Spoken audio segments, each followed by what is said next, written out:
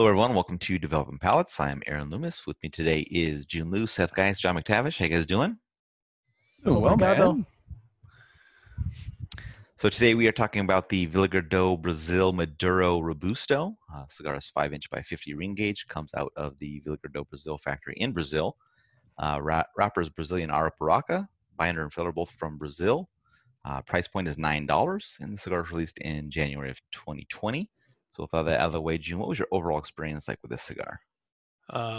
Pretty average. So it's this really, like, for me, it was a super subtle type of cigar. Got a lot of light flavors, muted flavors. So like a lot of muted, like some muted cedar coming through, generic cream sweetness. You know, everything that I kind of tasted was either really light or like kind of a generic kind of a note. So which is not something I expected, honestly, with so much, use of Brazilian tobacco. So, and then and then towards the end of the cigar, it kind of gave me more of this like bitterness that I tasted from the get-go, which is also a turn off. So, it's not for me.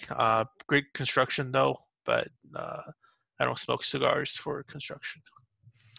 All right, Seth, what do you think about this one? Interested, very interested.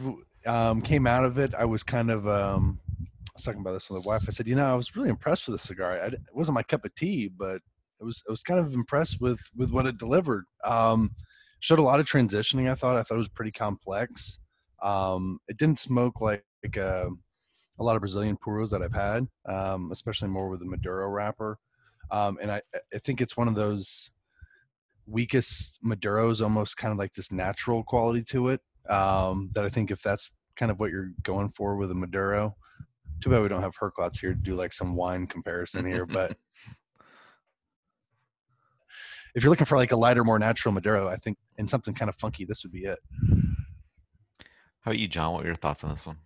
Yeah, I like this one. I get what Jiunn is saying on the mildness, because there was a lot of very subtle notes that you kind of had to reach for at times. But when it comes to Brazilian tobacco, I think that's kind of refreshing, because for me that ended up providing just oceans of depth to the overall profile. Cedar, some cocoa, plum, spices, leather, and they're all very, very balanced out. And then in the second third, I got a little bit of fig, and the overall presentation of the flavor profile kept me interested, didn't overwhelm my palate, and it was pretty balanced. There was no harsh character to it at all. Burn was perfect. Draw was a bit resistant. Really 2 notches. Other than that, I'd smoke these again. It's good representation of Brazilian tobacco. What about you, Aaron? I thought the flavor profile was pretty average throughout. There were just some kind of basic flavor components that were like jockeying for position throughout. But there was nothing that really kind of jumped out and wowed me. Had a bit of dryness to it as well that, kind of, doesn't really help out. And then, having smoked this compared to the Claro, I would say the Claro is the better between the two, in my opinion. Brazilian puros are not all over the place, so they're few and far between. But I mean, I would make really a case for this one as one to search out. But if you're interested in trying it, it's worthwhile. But probably not something I'm gonna really go back to. So getting the scores, start at the top with John at 6.67. Seth was next at 6.45. Jiunn gave it a 5.75, and I gave it a 5.40. So how'd that 6.67 match up for you, John? Yeah, I wonder if I was going to be on top with this one. That really reflects my experience. This, if we're talking about top cigars of the year, this is one of those cigars that could make an entrance. I enjoyed it. I thought it was exactly what I wanted in Brazilian tobacco. So 6.67 makes a lot of sense. All right, Seth, 6.45. Yeah, I mean, it was a good smoke. It wasn't. I don't think it's something I really go back to, in terms of like wanting to smoke it just to smoke something like and sit down and really enjoy it.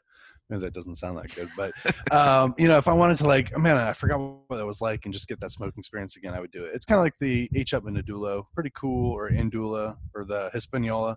Yeah, there you go. Yeah, there you go. Finally got there. It's pretty cool. I don't know, but cool concept. All right, Jiunn, while you're taking that picture, how about your 5.75? How'd that match up for you? mash up well. um, it was a mediocre tasting experience. Good construction. Oh, it's very uneventful. I wouldn't smoke it again. I agree with you that the Claro was much better. Yeah. So my 5.4 matches perfectly. I had the same flavor experience that Jiunn did, average throughout. I didn't have as good a construction as him, so that's kind of knocked me down a little bit more. But just had a little bit of waviness and a relight that was necessary. But that's the only reason I'm a little bit lower than Jiunn is. So, any other final thoughts from you guys on this one? I'm Joe Exotic selling Tiger Cubs. You almost got bit. Yeah, my cat's so pissed off at me. This is definitely the prettier of the two cigars. I need to look back at. Hold on, let's not end this yet. I want to see what I gave the Claro. All right. Because I want to see. You like this one more, I think, Seth. That's crazy.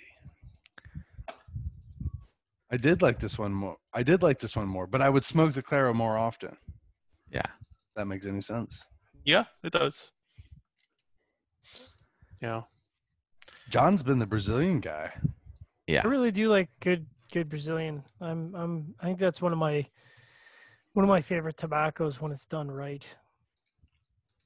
Like Laranja Reserva. Do you like the first one? I did. Yeah. Yeah. And I think the response on that, a lot of people were pretty divisive. So for me, that was an easy one. Yeah. All right. Who's got a studio now, motherfucker? Oh! Like that? You like that, huh? Yeah, that was fucking 2 seconds right there. Man, I gotta get on that Zoom. How do you do that, fake man? Back. He'll just send you he'll send you the picture, and then you guys will all have the same one. Yeah. Oh, nice. Do it. All right. If you're just catching this video on YouTube, be sure to subscribe to us. Also, check out the full written review on the website, developingpalates.com. Follow us on the social media channels, and you can catch all of our review recaps on podcasts, so iTunes, Google Play, and Podbean. Thank you for tuning in. We'll catch you on the next one. Seth, you're here. You didn't I'm even like- call me, you I'm motherfucker. like a ghost.